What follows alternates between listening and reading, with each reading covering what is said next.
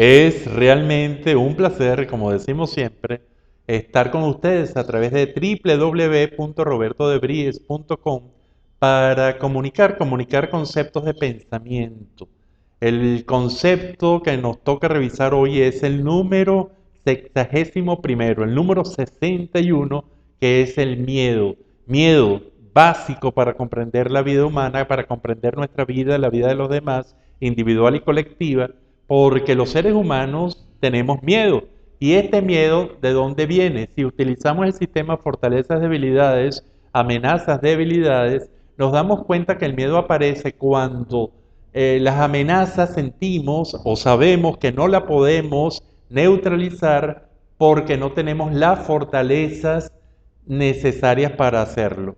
Esto puede llevar a varias respuestas. El miedo generalmente nos lleva a paralizarnos ante la situación, nos lleva a huir de la situación, o la tercera, que es una salida positiva, nos lleva a organizarnos frente a esa situación buscando o disminuir las amenazas o aumentar nuestras fortalezas. Cuando hacemos esto, entonces el miedo se representa como algo muy positivo, como algo que va a propender a la organización. Pero para comprender mejor el miedo, debemos deconstruirla, al igual que hemos hecho con cada una de las emociones, con la alegría, con la tristeza, con la ira, en tres elementos, desarmarla. Y quizás le cause extrañeza los elementos, pero después, si lo piensan, van a estar profundamente relacionados. El primer elemento que surge del análisis del miedo es la libertad tomada como la capacidad que tiene la persona para tomar, decidir una vía cuando hay alternativa. Es decir, es la capacidad de elección. Esto es profundamente la libertad para nosotros en este caso. La autonomía es el segundo elemento. La autonomía viene a representar la capacidad que tiene la personalidad para realizar sin la ayuda, sin la dependencia, sin la compañía, sin la supervisión de algo que quiere o que necesita. Y cuando nosotros entramos en estos primeros dos elementos, nos damos cuenta de que el miedo disminuye tanto la libertad como disminuye la autonomía. Y entonces esto significa que nosotros tenemos que tomarlos en cuenta siempre. El tercer elemento que constituye a nuestro juicio el miedo es la seguridad. Palabra clave, concepto clave, seguridad. Y que generalmente relacionamos con la capacidad para enfrentar el futuro, en las amenazas que se presentan en el futuro, aunque sean unas amenazas y un futuro muy cercano, como puede ser dentro de unos minutos, los próximos instantes o dentro de muchos años. Entonces, la seguridad viene a representar la capacidad para poder confrontar a este futuro y con menos miedo de el que podamos realmente nos pueda paralizar, nos pueda hacer huir de una determinada situación. Cuando nosotros evaluamos entonces al miedo con estos tres constituyentes, nos damos cuenta que puede surgir o algunos elementos muy importantes, como por ejemplo, puede ser la unión de la libertad y la autonomía generan independencia.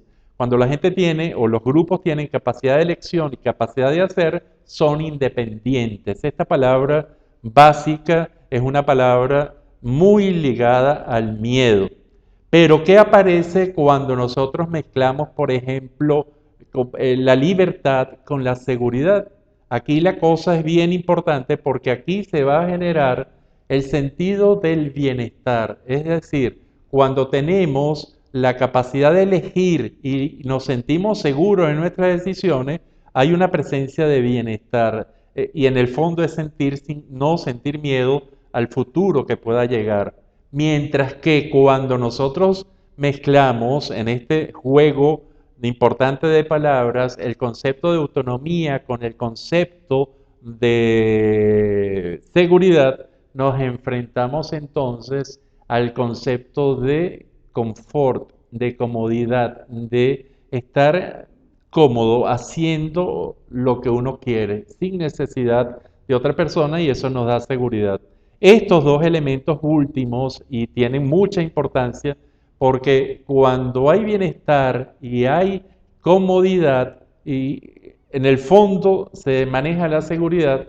Aquí es lo que muchos elementos pueden trabajarse, inclusive obviando la independencia en lo que se llama las zonas de confort y que muchos expertos trabajan como esa zona de confort de la cual la gente, la personalidad no quiere salir para sentirse precisamente seguro con su bienestar y con su comodidad, pero arriesgando su independencia. Y esto realmente es importante porque esto nos puede pasar en cualquier momento de nuestras vidas y son los grandes cambios que tenemos que hacer para salir de estas zonas de confort y seguir creciendo y seguir desarrollándonos.